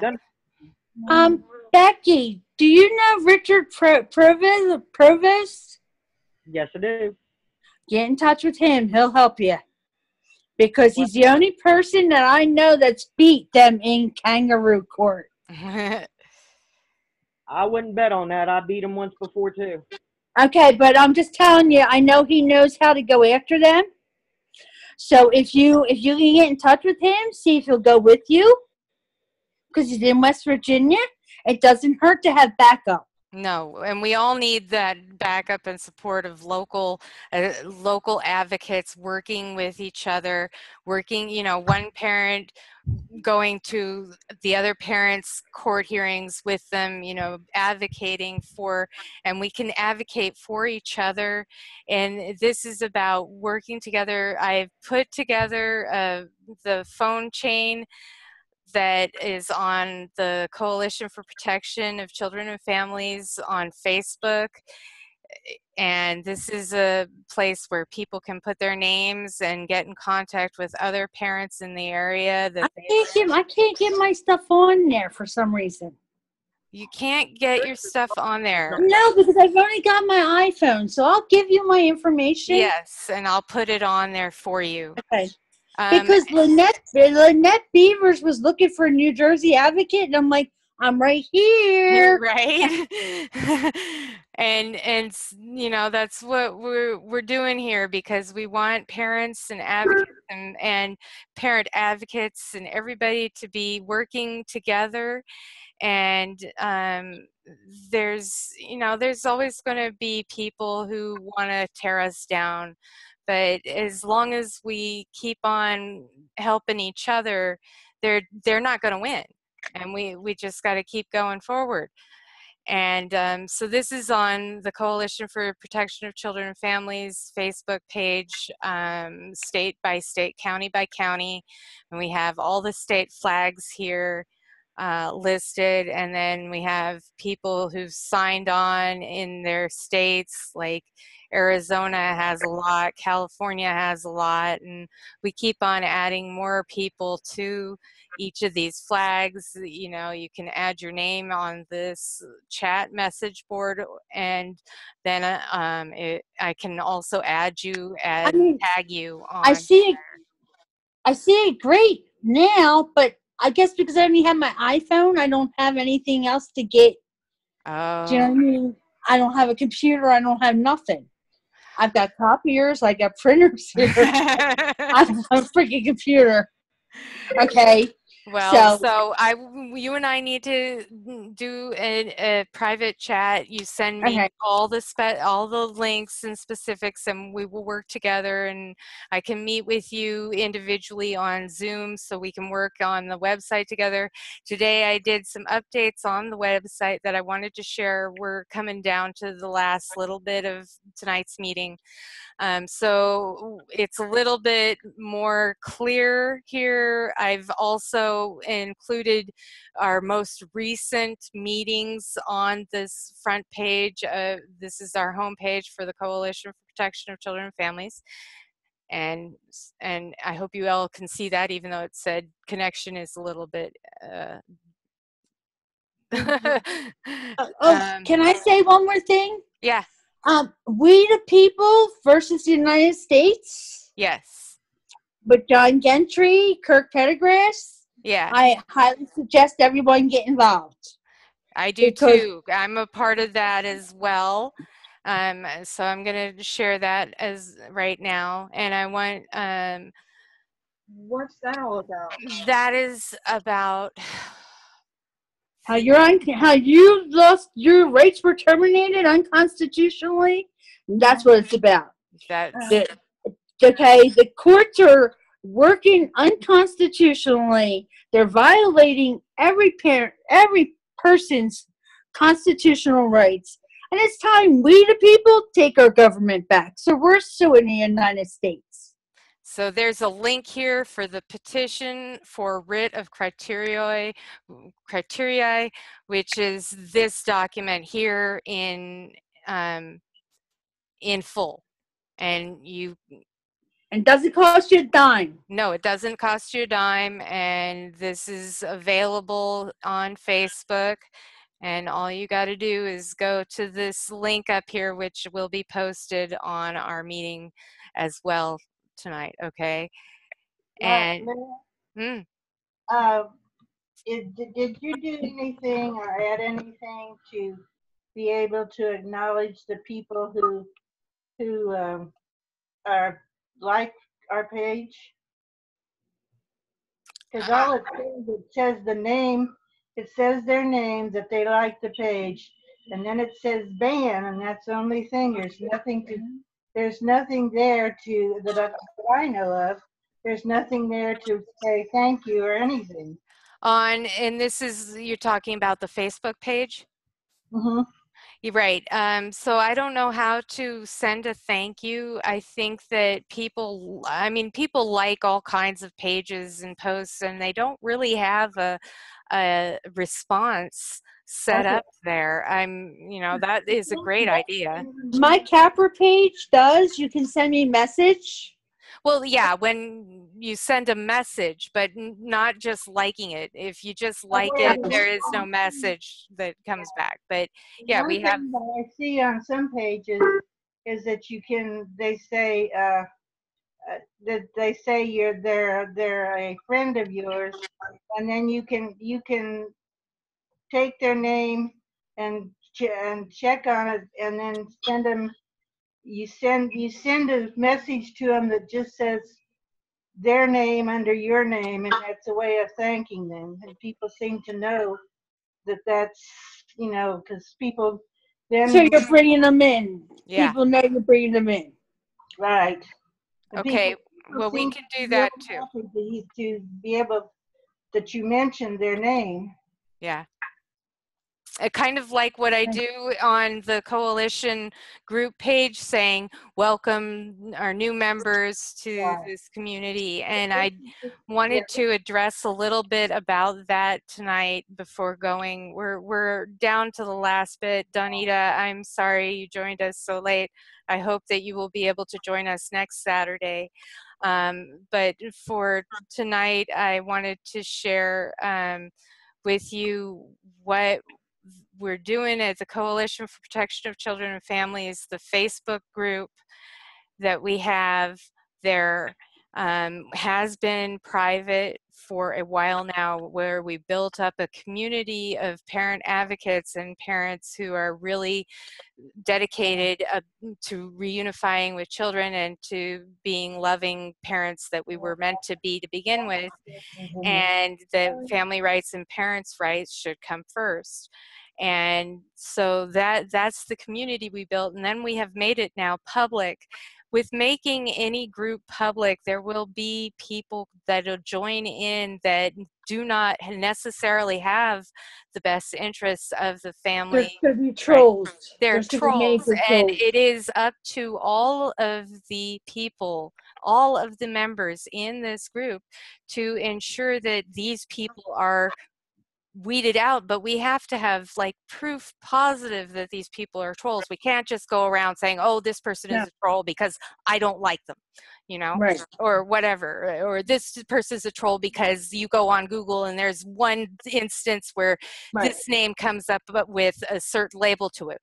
Well, there are people, a whole bunch of people that have those same names. So you can't just go right off of a name of a person joining the group and say, oh, well, I know this person to be a pedophile or whatever. We have to have proof showing that this person is not doing what we are here to do. It's not looking for the best interests of the child and the best interests of the family. We have to make sure that the people that join are here for the best interests of the children and the families, and if they're not, we can weed them out together. This is a community, It's not my responsibility to be a police officer here. And that's why I shared today about our code of conduct and ethical conduct, and how the organization, the Coalition for Protection of Children and Families, runs. And this is how all of us have agreed to work, and this is what our integrity. This is our integrity by doing this. I'm sorry, I gotta unmute you, Veronica. I can't hear you. Ah! Hey. Yeah. Okay. Connie's going through the same thing with the Family Forward project. Mm-hmm. She's made it public. She's been attacked by judges herself. Okay, because they filed claims against her, everything. She has, and I have sat back before and I've screenshot stuff going on. And I've gone and I've reported it. And there was, like I said, a lawyer from Florida. She's attached to Connie. I had to tell Leanne Smith from Arizona, get this woman off your timeline. You'll never find your daughter. And so that's what this is about, is us helping each other and sharing valid information about people who are not looking out for the best interests of parents and families and children. And this is what we all are here to do. It's support each other and to safeguard each other. Yes, for our children and for our children's future. Amen. There are.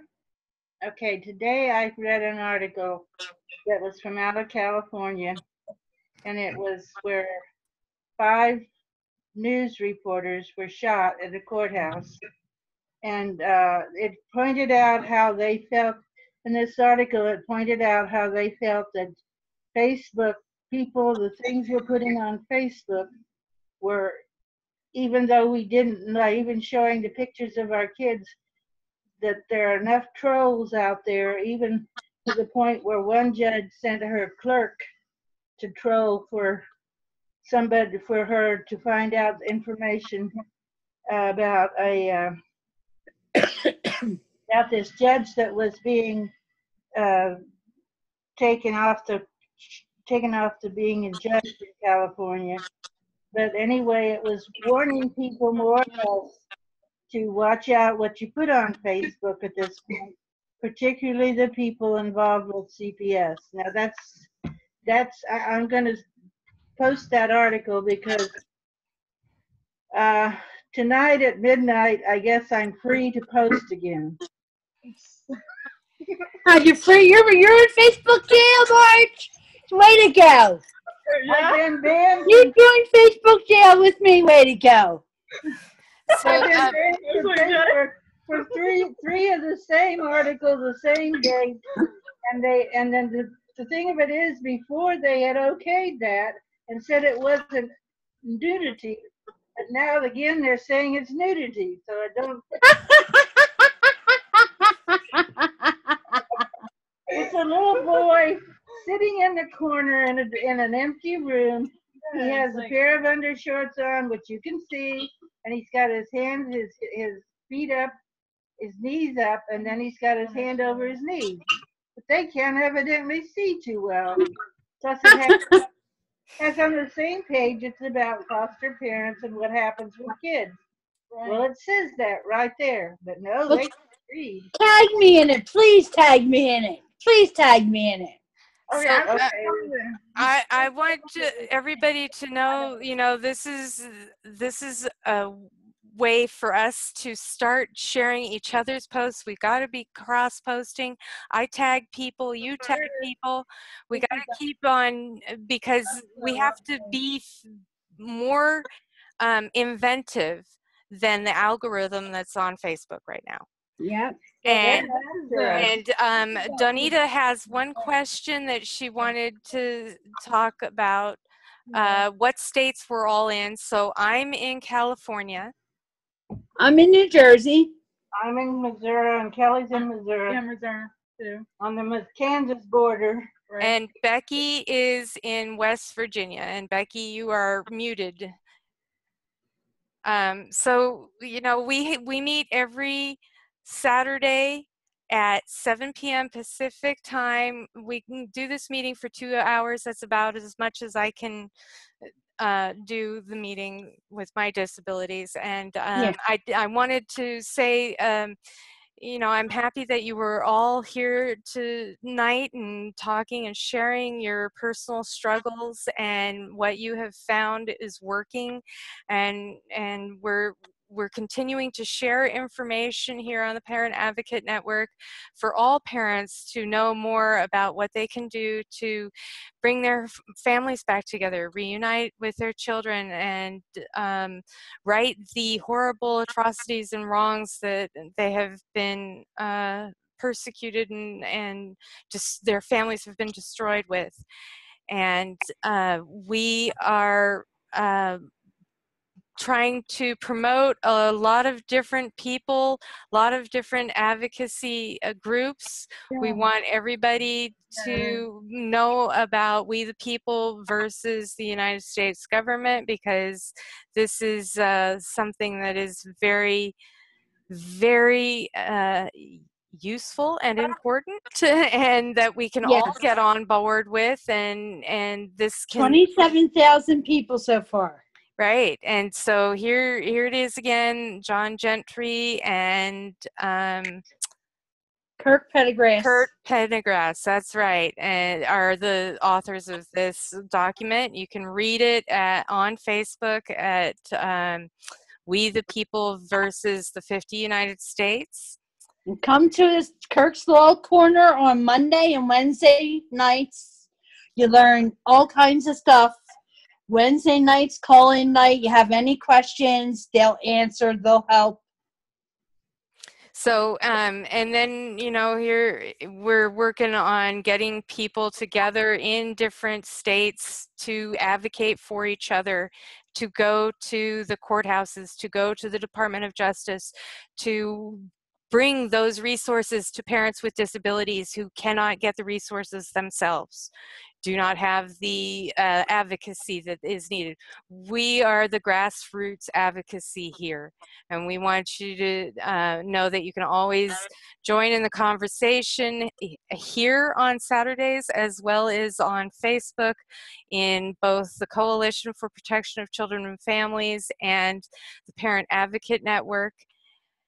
And we share information on our website as well at coalitionforprotection.com, and we invite you to join and sign up. We have a parent advocate assistance program that we provide, online assistance. You come to the site and then you can log in. See over here down in the right-hand corner, there's a link to become a parent advocate here.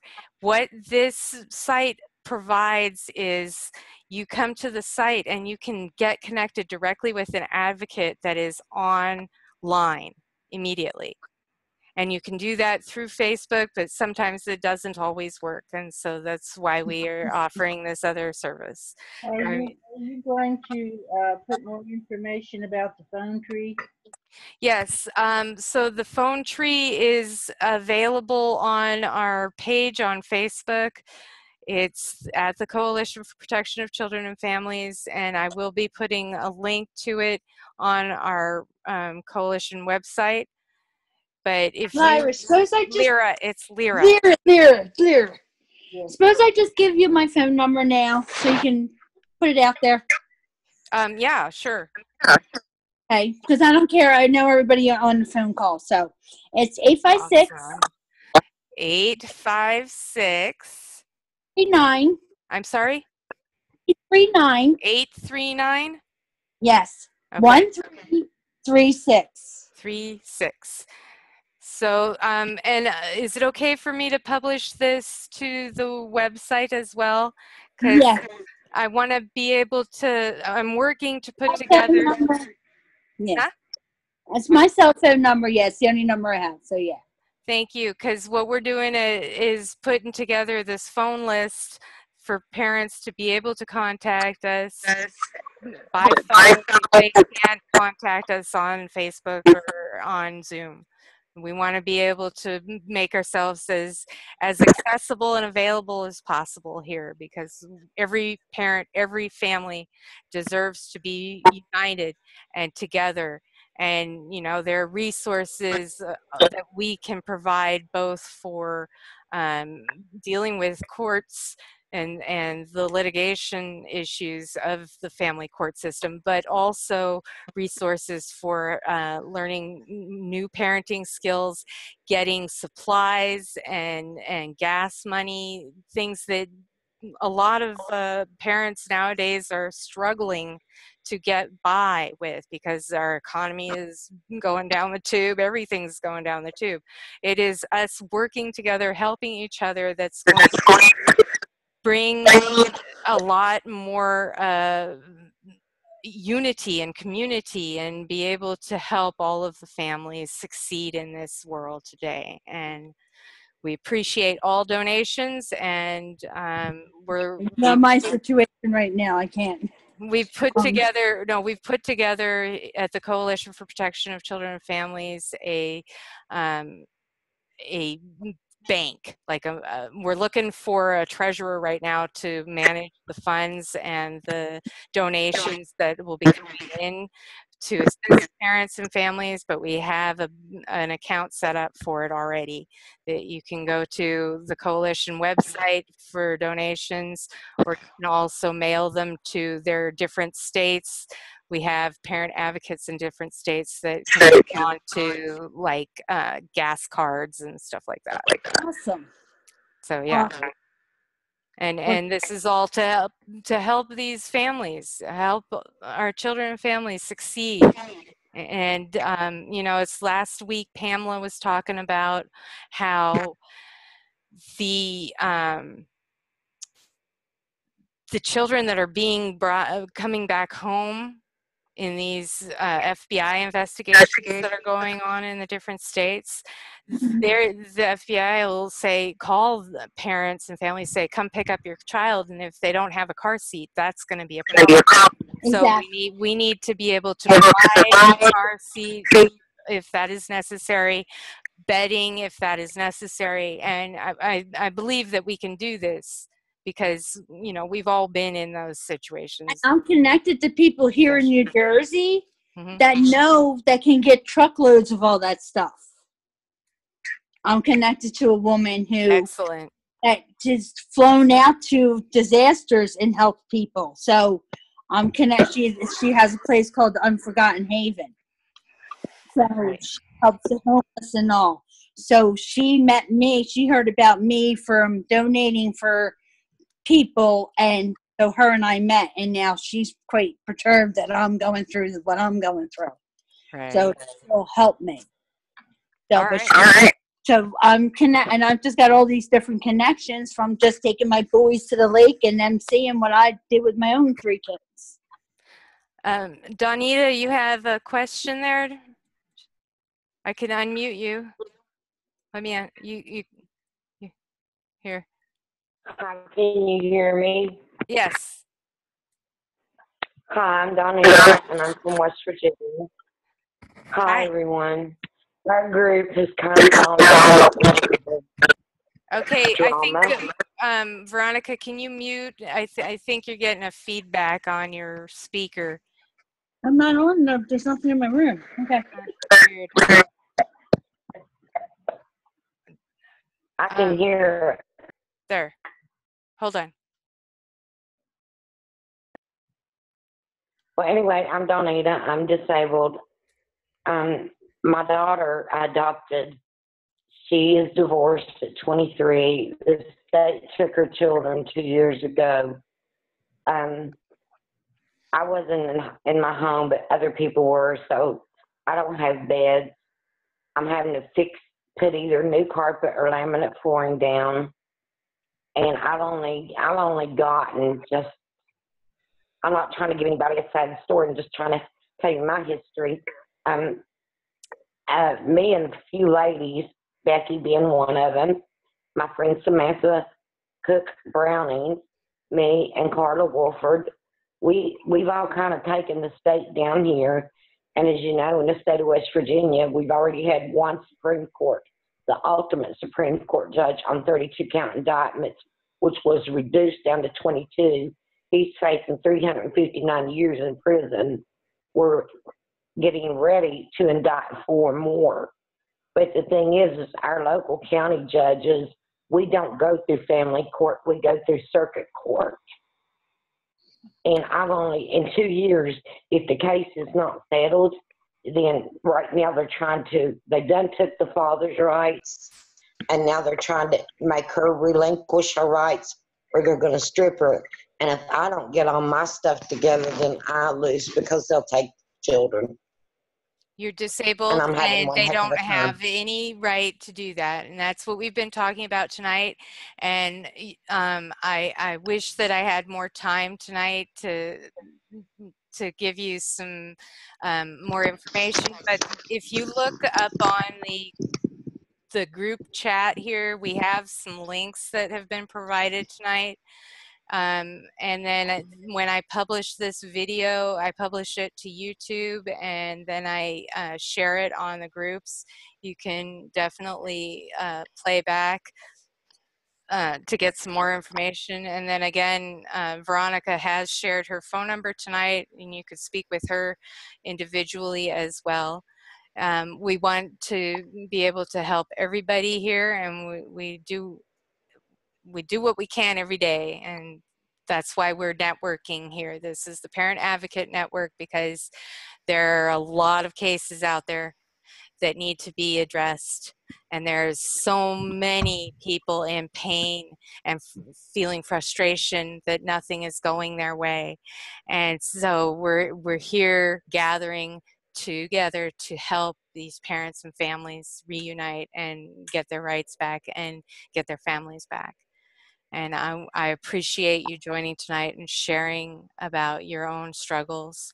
And I wanted to share a painting that I have been working on with all of you. This is one of my paintings that I've been working on. And it's like I work a lot with families and in this whole mess. And for my own mental health, I have to take time for myself, and I do yoga in the morning, every morning, and then I paint and I make jewelry and stuff, and I encourage everybody to find a hobby, any kind of hobby that gives you some type of fulfillment, because your own mental health is the most important thing.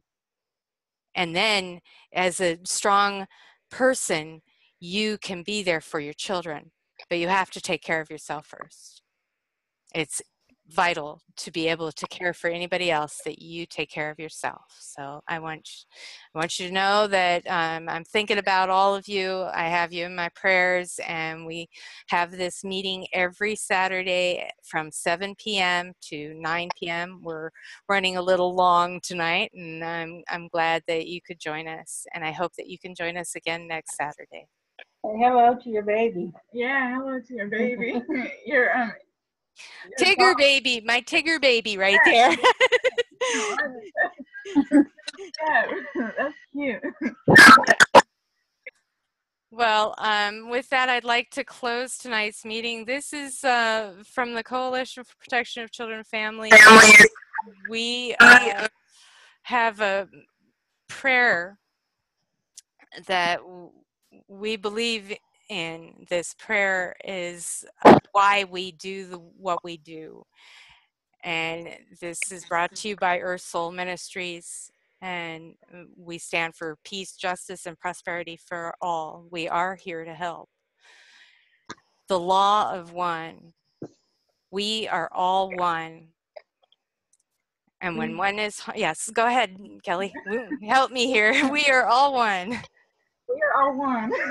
And when one is harmed, all are harmed. And one is harmed, and all are harmed. And when one is helped, all are helped. When one is helped, all are helped. And when one is healed, all will be healed. And one is healed, all will be healed. Therefore, in the name of who I am, Therefore, Therefore, in in who I am, and I am one with all that is. and I am one one that is. I ask that only that which is in the highest good of all concerned happen. I ask that only that, wait, hold on. I ask that only that which is in the highest good of all concerned happen. And I give thanks that this is done.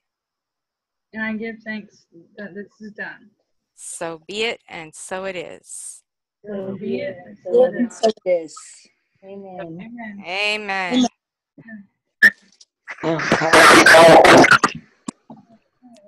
Amen. I'm happy you all were here tonight. Thank you so much, and I hope to see you next Saturday. And we continue to share and help parents who need to know what their next step is. Yeah. God bless everybody. God bless our children. God bless you. God bless you all. Have a good Thank evening. you, ladies, so much. Thank God you, bless you. Donita. God bless you. Bye. Good night. Good night, Becky. Good night, Veronica. Good night, Donita. Good night, Kelly. Good night, Marge. Thank you all for joining tonight. Have a nice rest. Yeah, Yes. good night, all. You too. Bye. Bye.